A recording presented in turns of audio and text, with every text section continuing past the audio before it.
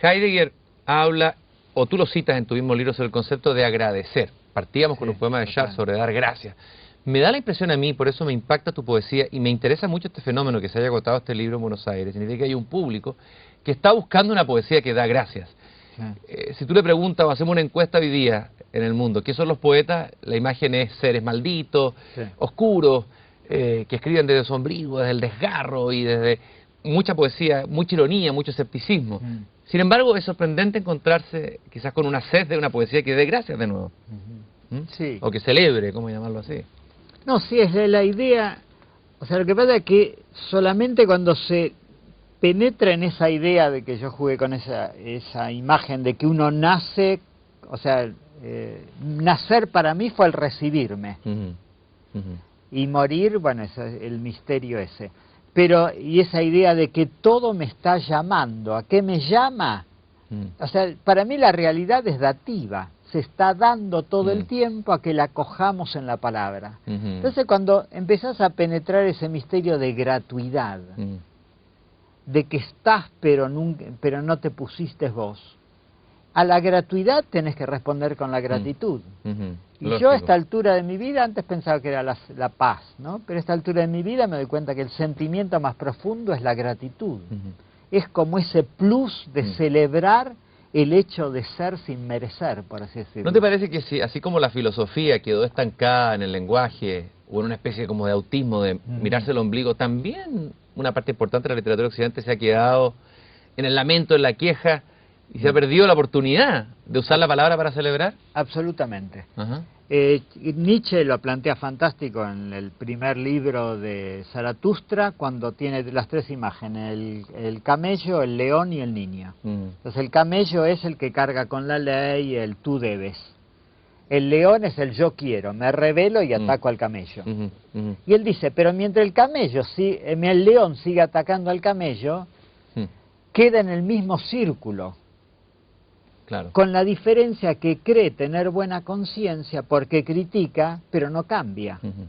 Entonces dice que hay que hacer, hay que saltar y volver al niño, que es el que crea y juega. Volver a la gratuidad y al agradecimiento. Pero el problema es que la crítica vive de aquel a quien critica. Y con eso se cree que está haciendo algo diferente, pero está haciendo lo mismo, si el sistema contiene su propia crítica. Entonces el poeta es un niño. Y por otro lado, digo, yo creo que la gran capacidad de la modernidad fue la crítica, admirable. Claro. O sea, nosotros nos dimos cuenta que nos vendían un mundo dentro del cual no había nada. O sea, que las instituciones, la supuesta argumento de autoridad eran gente que ahora sabemos que eran ladrones, etcétera, en todos ámbitos. O lo que nos transmitían como religión no religaba nada, etc. En eso fuimos fantásticos, en darnos cuenta, en criticar y poner en crisis. Pero a la vez fuimos impotentes en crear. No supimos cambiar esto por otra cosa. Tiramos todo y estamos mirando el desierto que avanza y no sabemos qué hacer con el eso. nihilismo. Claro. El desierto que avanza, la consumación del nihilismo. Claro, nuestra capacidad fue nada más que crítica, no constructiva. Tú sabes que en Chile existe el fenómeno del desierto florido, que se da una vez al año, en que en medio del desierto florece, se llena de flores. Tu poesía es un poco eso, es un desierto florido. Y me gustaría que leyéramos algunos poemas. Vale. ¿Cuál fue tu primer poema, Hugo? Mi primer poema es... ¿Cuándo lo escribiste? Que tengas memoria, el primer poema. Hacía 3 años que estaba en la vida trapense, nunca había escrito, porque yo me dedicaba a pintar antes, y estaba cocinando, haciendo el té en una pava gigante, porque éramos muchos, y supongo que sería invierno, porque se ponía el sol temprano, porque veo que era el tiempo del té, y había una ventana, que me la acuerdo, una ventana redonda con 2 rejas así muy bellas, en la cual se veía la pampa.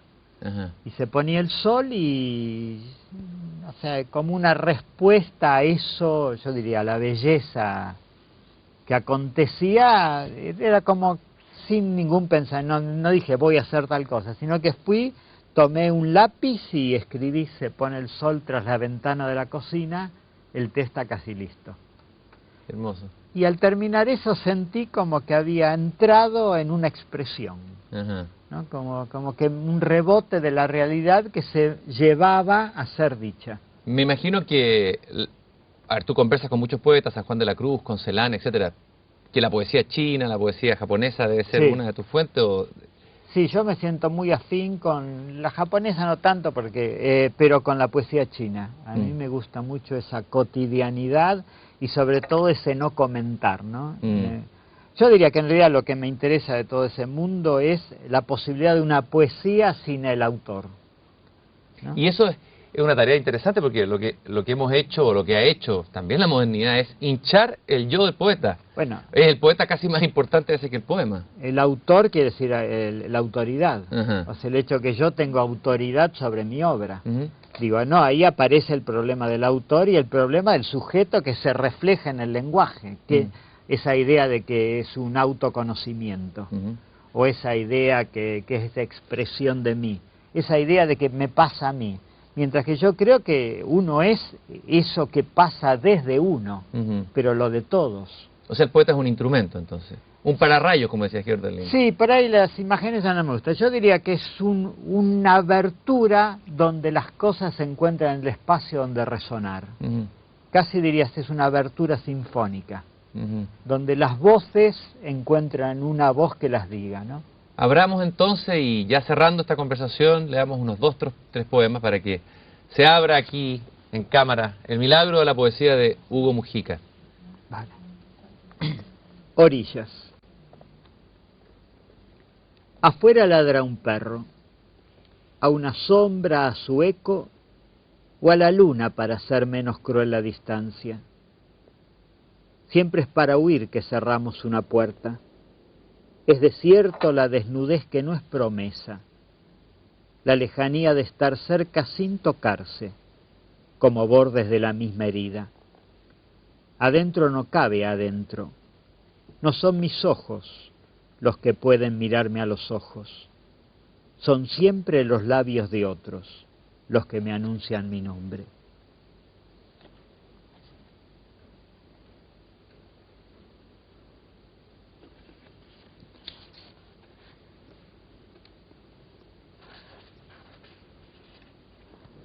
Como el mar.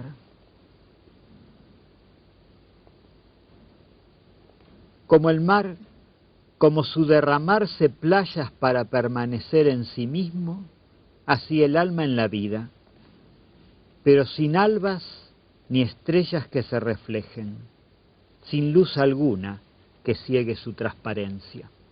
Hay una que me gusta mucho, Hugo, Sí. que es Resplandor. Una vez dijo René Char que hay que evitar el relámpago. La poesía es como el relámpago. ¿Te gusta esa imagen? Sí, total. Más que el trueno. Sí, el trueno es el después.